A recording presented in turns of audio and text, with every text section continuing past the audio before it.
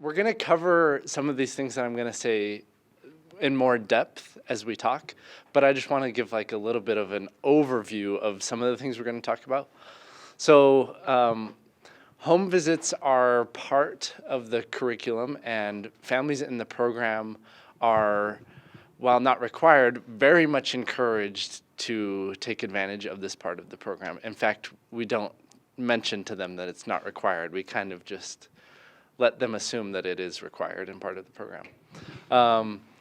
Each of you will be a liaison for a family, so you'll be assigned a specific family that you're basically their buddy for the 10 weeks.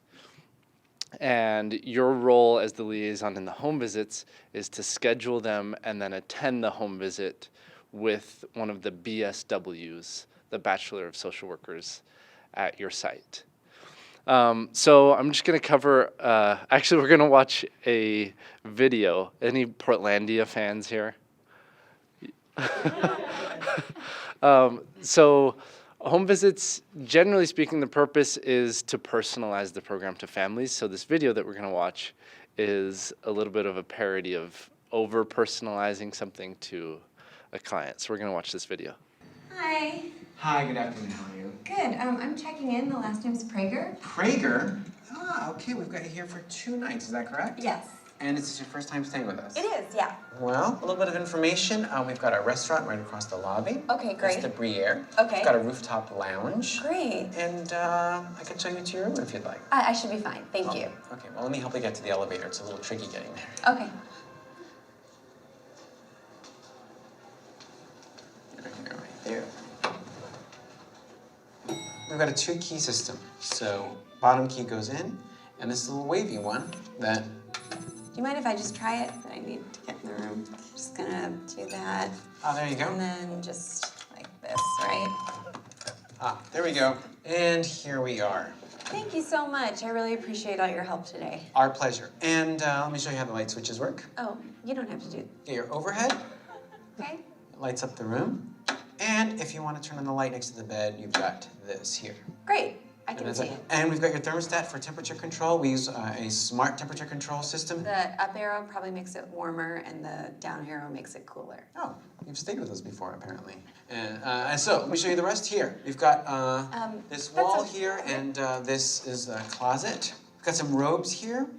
You can use them after a shower, after you're naked, and you can use the towel first, and then use them. I've used a robe before. Yes, or if there are 2 people here, I don't know if you're seeing someone, or if you have a spouse, or do you have aunts and uncles? I do, but none of them will be visiting me at the hotel. Because you're not close with them? No, just because this isn't a family visit. Uh-huh. You know what? I think I've got the closet down. Yes, so. of course you do. Also here, you'll see that there's a lock. I know you think, well, why is there a lock from the inside? I didn't even think about it. The only thing you want to make sure is that Captain Hook doesn't show up. Sorry, And this is all very amusing, but I really just want to rest. Of course.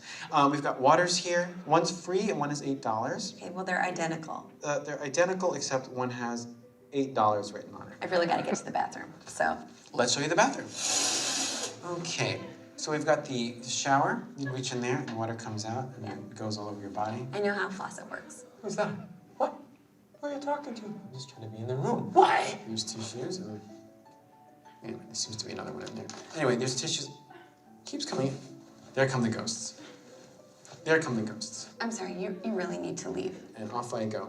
All I ask is that you just give us a review on the website. Okay, I will. Oh, Richard, what's the Wi-Fi password? Richard? Obviously over-personalized, and we don't want to get to the point where the families are asking us to leave and we're in their bathrooms. In fact, I guess I'll just reiterate a rule. Don't ever be alone with any participants, especially in their bathroom. Hopefully that goes without saying. Okay, so this is the purpose of home visits. So there are like 4 main parts of it.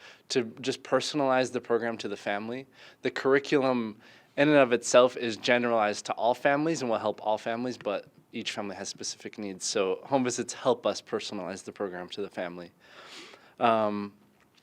It also is an opportunity for us to follow up on goals that the family has set. So each family will have an opportunity to set goals at the beginning of the program and then in each home visit, and we'll talk a little bit more about that later.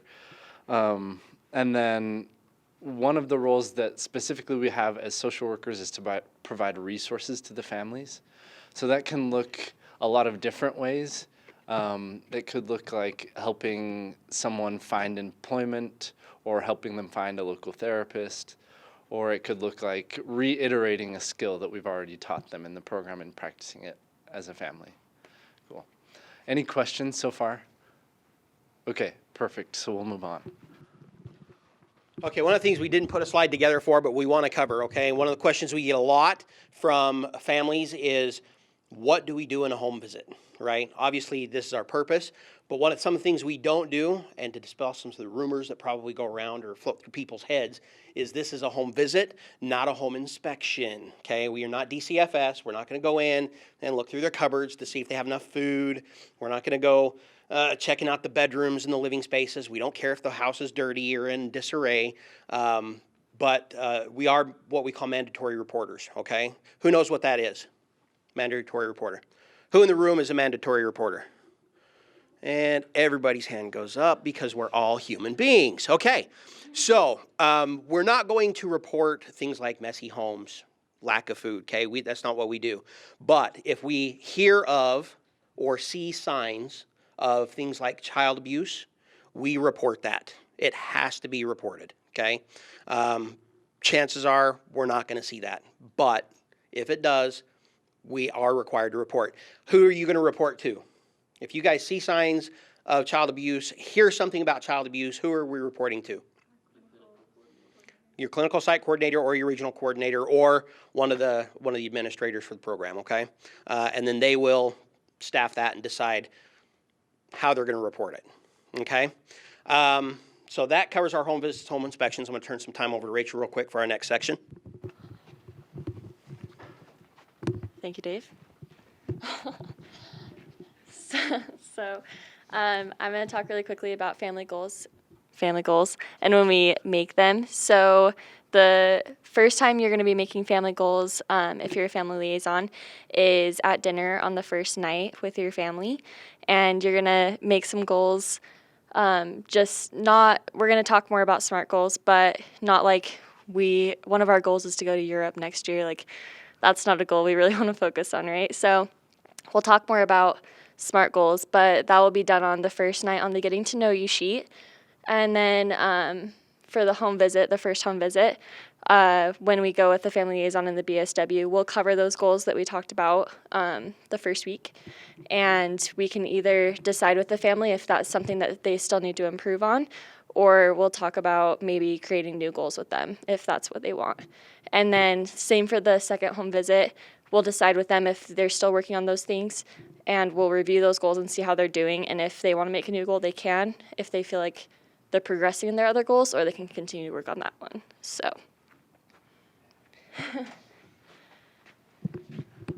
Okay, so I'm going to just cover the two sheets that Rachel just referenced. So when the families start the program, hopefully the first week they actually come, because then we can fill out this sheet, which is the getting to know you sheet. And this is our first opportunity to set goals with the family. So there are some questions in here like, what do you like to do as a family? What are your strengths, weaknesses?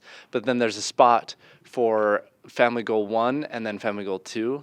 And then under each goal, there's a space for 2 specific ways that the family is going to reach that goal. And like Rachel said, we'll talk a little bit more about SMART goals later, but it's important that the goals be specific and that we can measure them and that they're not so vague that who knows if they accomplished it or not.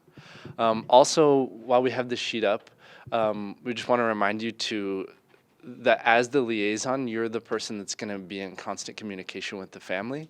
So you can do that however, or you can get their communication, like their phone number and email however you want, but we encourage you to put those on this getting to know you sheet so that you always have a place where those are. So just putting their phone number of whoever you're going to be contacting and then their email also. Cool. And then the next sheet is the home visit note. Wow, it's really small from here. I'm so sorry. So the first section says presenting challenges. So when we're in the family's home, we're gonna just ask them like, what's challenging for you as a family? And it can be something based on something that has been taught in the curriculum, or it doesn't necessarily have to be something we've already covered. It can just be whatever family challenge they're having, we want to know about it because we're here to help with that challenge. And then the other sections are for setting goals and then ways that you're going to accomplish those goals. So the first home visit happens around like week 3 or 4 of the program. And in that first home visit, we'll take the sheet and we're going to be following up on the goals that we set on the getting to know you sheet. Does that make sense? So week 1 on the getting to know you sheet, we set goals. Then like week 3 or 4, we do the first home visit. We follow up on those goals. And I think it's important to note that if the family wants, they can just set the exact same goals because we don't expect them to accomplish that they are awesome communicators within 3 weeks, you know. So they might have the same goals with the getting to know you sheet, the first home visit, and the second home visit. It's up to how the family wants to do it. In my opinion, the simpler the better. So I think if it were my family, I would just have like probably the same 1 or 2 goals throughout the program. Also, as part of the sheet, we just write a summary of the visit, and there's a section for resources provided. So I mentioned that earlier, that we can either provide some sort of a material resource like helping them find employment, or some sort of a resource like a skill. And again, with the skill, that can be something that's been covered in the program, or it can be a skill that maybe you've prepared with the social worker for the home visit, where you've like Googled how to deal with an angry 4-year-old, and you found a skill and you want to teach that to the family. Okay. Any questions so far? Yeah. Yes. So your question was, this semester we have a site that has, as of now, I think 17 registered families. And so we don't have enough interns at that site to just have 1 family per intern. So you might have 2 families. So you're asking if you have to do 2 home visits for each family if you do have 2 families. Great question. Yes, you do. And so your time for 1 hour, for 1 credit interns, your time on your sheet breakdown is that it implies that you'll just be visiting 1 family. But with the extra time, so you'll just count it towards just the other hours that you need. Does that make sense? Yeah, so basically what's been said is that, so I'm just repeating it for future people, it's okay. That if you do have 4 families, yes, do both home visits for both families, and we'll figure out, those hours will count somewhere. Don't worry about where they'll count. Yes. Yeah, so the question is, are we assigned as a liaison if you're a family, or if you're the education coordinator for the site? Typically, no. But Yeah. with Lehigh being a lot more, would I kind of maybe? Yeah, with bigger sites, we might have to change that up a little bit. Yeah, good question. Yes, you're saying the families that you visited forgot their goals. Right. What is it that we're working on? Because we can't remember. We Yeah. talked about that once over dinner and things were crazy and now we don't remember. Yeah, I would say that was the reaction I got from almost every home visit, actually, too. That the families had no idea what their goals were. So yeah, I think that's a great idea. And however you want to work that out so if you're the liaison, work that out with the social worker and with the family. But yeah, I think that's great. Somehow record that. So you could take a picture of these sheets and then send that to the family, or just have them take the picture on their phone so they can see that, or email it to them, somehow have them record the goals. Yes. So your question is if the liaison should be following up on the goals outside of the home visits? Yeah, I think that's great. Really, it's up to the liaison's communication with the family should be generally checking up on how the program is going, and generally just catered to whatever the family is needing. So I think following up on their goals so the liaisons should be making a weekly phone call. That's outside of the program, outside of home visits. And in that, I think that's great material that you could bring up with the family. Yeah, good question. Cool, great questions. Okay, so yeah, that's it for those sheets. And then Dave's going to talk a little bit about SMART goals. And I just want to reiterate a couple of issues. Like with Lehigh right now, we are at 17 families. This may happen. You may, future people, have a site that gets overloaded. We're still trying to move people to different sites if they can. But yeah, bottom line is if we wind up taking 17 families at registration, unfortunately, we wind up losing 1 or 2, maybe even 3 with that large of a number. So hopefully we can get them moved to different sites, but attrition is definitely an issue sometimes. So, all right, let's talk about SMART goals. And by the way, just so you guys and our future people know, you'll see we're using these index cards. Do you know why we're using these? This is how you teach, right? You'll learn this. We don't have binders. We don't get to have sheets and, huge notebooks about what we're trying to teach. We teach from these little index cards, okay? So let's talk about SMART goals real quick. You can take a look up here. SMART obviously is an acronym, and everybody here should know what that means, right? Because we've all done our online training by now. It should be done, right? Everybody's done. Okay, so let's talk about what SMART means. Why do we have goals that are specific? Yes, if you want a specific result, you got to have a specific goal, right? To just say the family wants to communicate better, okay? That is sort of specific, but not really, right? Because where in the family is communication breaking down? Okay, in my family right now, particularly, my kids are all 16 or older. They're ranging from 16 to 22. They all have their own little lives they attend, and I'm the one that cooks dinner. So I want to know who's going to be home to eat dinner, so I don't make, 9 servings of chicken and only 2 people show up. We don't like that. So our goal was to put up a calendar, and everybody tracks every week what their work schedule is, where they're going. If they're not going to be home, they mark it off, say I'm not going to be here for dinner. But that way, when I go to make dinner, I know who's going to be home, okay? It's a very specific goal tailored to a very specific issue, okay? So measurable. Goals need to be measurable, right? Again, we want to communicate better. Just to say we want to communicate better, is that measurable? Not usually, okay? But to have a way to actually measure it, like I said, setting up a calendar, having it in writing, we can see who's going to be home. We can see where people forget to maybe put in their schedule.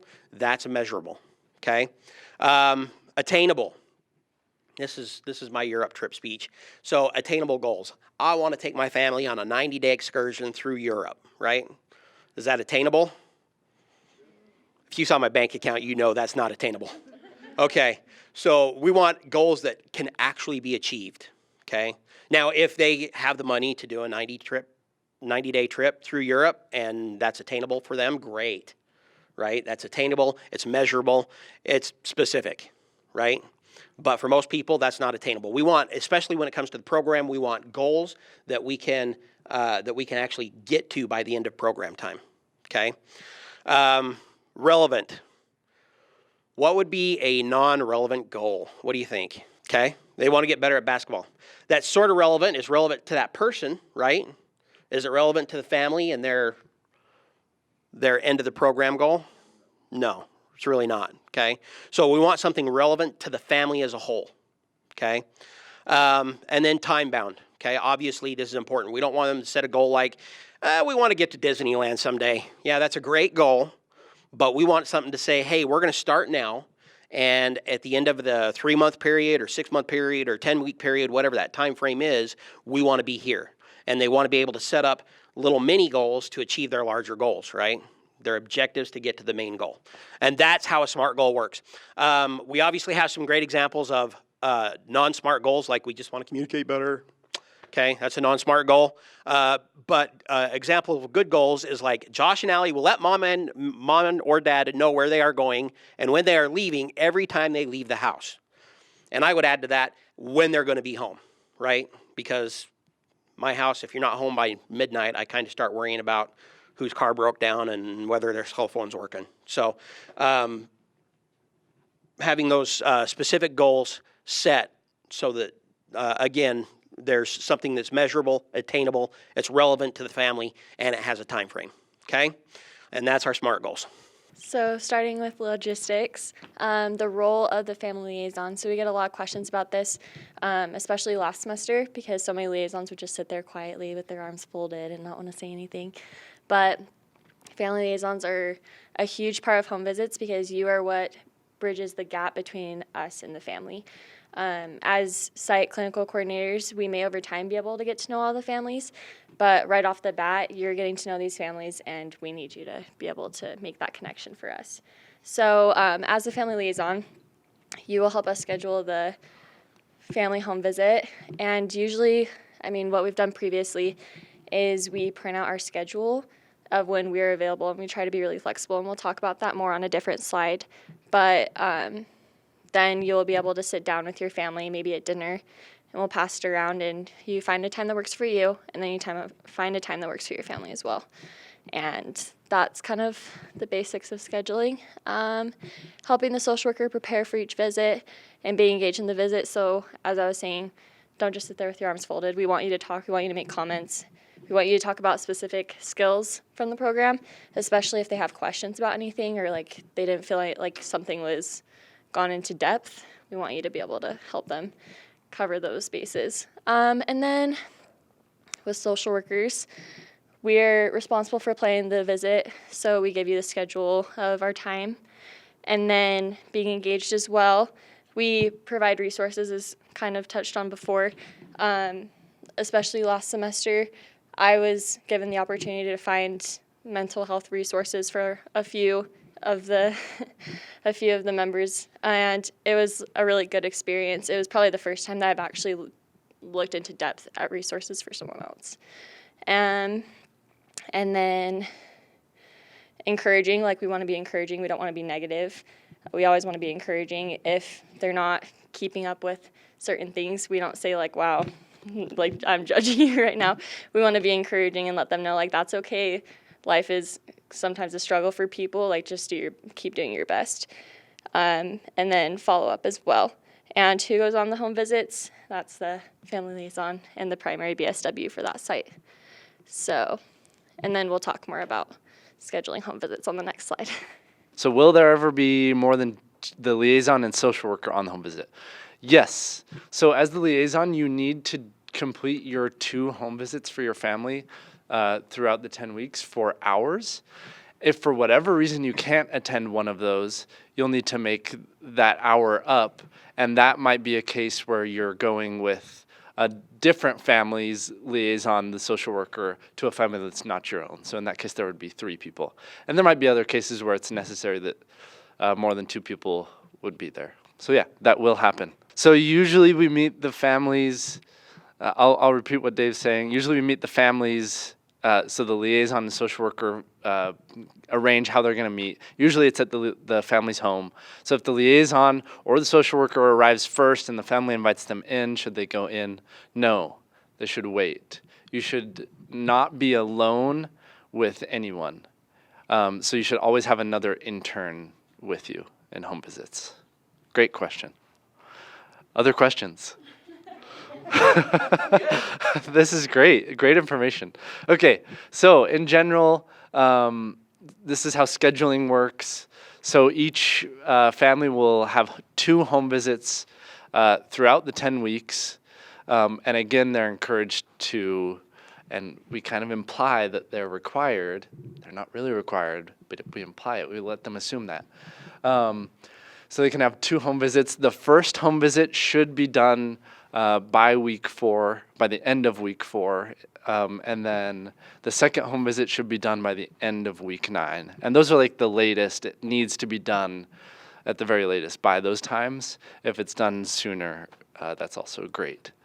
Also, home visits should typically last no longer than 30 minutes. Obviously, if there's like some crazy situation where we need to stay and talk to the family a little bit longer, it's not like we have to leave at 30 minutes, but we try to keep them to 30 minutes. And on the family liaison side, even if you're in a family's home for 20 to 30 minutes, that home visit still counts for an hour. So the time that you spend in the house is, at least as far as counting your hours goes, is irrelevant to the time that you get for the home visit. If you conduct the home visit, you get an hour for it, and that's it. Okay, any questions? Yes, Tracy. So you're asking if the liaison should coordinate with the social worker in scheduling the home visit? Yes, and we'll talk a little bit more about, right? We have a different, we talk more about specifics of scheduling? Okay, I will cover it here. Yeah, so typically how the scheduling works is, so the primary clinical coordinator at your site is responsible for the home visits. And the liaison will be attending with the coordinator to the home visits. And the way that scheduling works is the social worker, the clinical coordinator, so that's the three of us, and we typically print out our schedules of our availability, and we'll give that to you. Sometimes we'll sit down with the liaison and the family, and just the three of us coordinate our schedules and set a time. Sometimes we'll just give it to the liaison, here are the times I'm available, and see what works for your family. Yeah, and we try to be pretty flexible so that we can find a time with the family. Also, on the home visit, the preference is that we go to the family's home. There is the option that if we need to, for whatever reason, we can meet at the site before or after site. But that's kind of like don't tell your family that that's an option.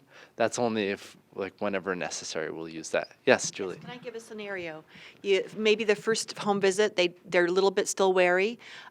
They maybe have some hang-ups and issues about people coming into their home. So you might say, hey, we're going to come into your home, and they're going to say, no, I don't feel comfortable with that.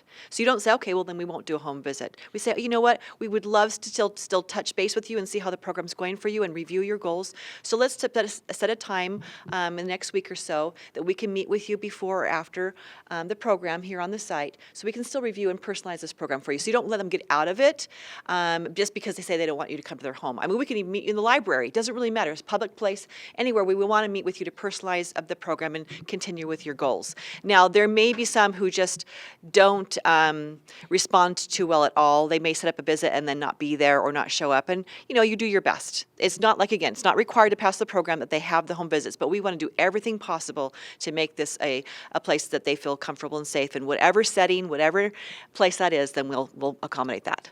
So if you schedule the home visit and the family doesn't show up, do you get hours for that? I've never had that happen. Did that happen to either of you? Okay. And I let them have the hours. Okay. Yeah, so I mean, yeah, you would count the time that you spent. I mean, if you showed up to the family's house and they're not there, you had some time. So basically you're saying that sometimes families might feel hesitant to let us come into their homes, but if in educating the families about the purpose of home visits, if we let them know that it's kind of like a mutual visit, we're just coming as because we want to get to know them. And this is part of our experience to learn from them and the strengths they have as a family. Right, yeah, and that it's an experience for us to just practice something and that we're learning as much as they are, right? Okay, yeah, thank you. That's a great comment. So what do we do if not all of the members of the family can be present for the home visit? The ideal is that they are all present, but if that can't happen, then we just schedule the visit with whoever can be there. All right, we're going to kind of move through these kind of quick because we're running out of time and we have some things we want to get in. But some of the other things we wanted to discuss. What should I wear on a home visit, okay? We do not want you showing up in home visits wearing hats, beanies, any type of hat like that. Probably not a good idea, okay? We want to look nice. What is the apparel we're wearing? On our faces, let's not have jewelry going from ears to noses back to the other ear. We don't want chains. Doesn't look like we have any problems in the room with that, but if we have 19 piercings here, let's try to get it down to just 1 or 2 and keep that professional air about us. If we have gauges in the ears, let's take them out, okay? We want to look professional. We're going to wear the attire we have on now. Everybody should be wearing their green shirt, yes. So we're going to wear our polos. We're going to wear our dark pants, nice shoes, guys, nice shoes, not holy basketball tennis runners that you wear during the week. Okay, so if you want to wear tennis shoes, that's great, but make sure they're in good condition. You can wear, if you are really daring, heels, pumps, whatever, as long as they look nice. Girls, you can wear the heels and pumps too. And then, so that should be your attire. How much time do I get for home visits? We covered that. You get the full hour, okay? If you spend 20 minutes in the home, they're going to calculate for drive time, things like that. You still get the whole hour. Is it necessary for families to participate in home visits? Again, no, it's not absolutely necessary. It's not crucial for them to graduate from the program, but we really try not to give them the option to back out of it, okay? We really want to be in the home and help personalize the program to them and their family. Let's see. Should kids attend home visits? Yes. Okay, we want the kids there with them because we want to see them interacting in their natural environment, right? And part of the program's important piece is the kids have a voice and they are an active member in the family. Okay, it's not a dictatorship. We want them to be participating in setting the goals and attaining those. And does the visit have to happen at the family's home? Yes, we covered this. We would prefer it to happen at the family's home. Again, in the natural environment. We want to see how their relationships interact with each other. We want to see those dynamics, okay? And they will act their most natural in their natural habitat like most creatures. So that's why we do that. Any other questions? All right, we're going to move on to a couple role plays for you guys and for our future people, just so you guys can see how some of these interactions with the family should happen, okay? So there's one, we were going to do one for scheduling, just kind of walk through how to schedule a home visit, okay? If you need help with that, seek us out. We'll be happy to walk through one with you. Another one was doing follow-up calls. Guys, this is a new generation. Some families love communicating by text. They don't know how to dial a phone. I don't know, but they love communicating with text or email. If you are going to do follow-up visits, I'm one of those guys I hate. I think my thumbs are too fat. Okay, so I like using talk to text, but sometimes even that doesn't translate very well. So if you're going to communicate with text or by email, read, reread, and double check your spelling, grammar, everything before you send that to the family. Okay, and then just to make sure everybody raises hands, do you have a Google Voice set up yet? Everybody's got a Google Voice number. That's the number we want to use for communication with the family. We don't want to be handing out your personal cell phone numbers, okay? And then we're going to go ahead and do our home visit role play. So enjoy. Hi, Miss Smith. So we're here for the home visit, and this is Taylor. He's our site clinical coordinator, and we were just here for the home visit. This is Becky Smith. Hi, Mrs. Smith. How are you? It's actually Betty Schmidt. That is so weird, like when you mix other people's names up with other people. I'm so sorry. All right. Oh, I'm sorry about that. Well, can we come in for our home visit? Sure, come on in. Thank you.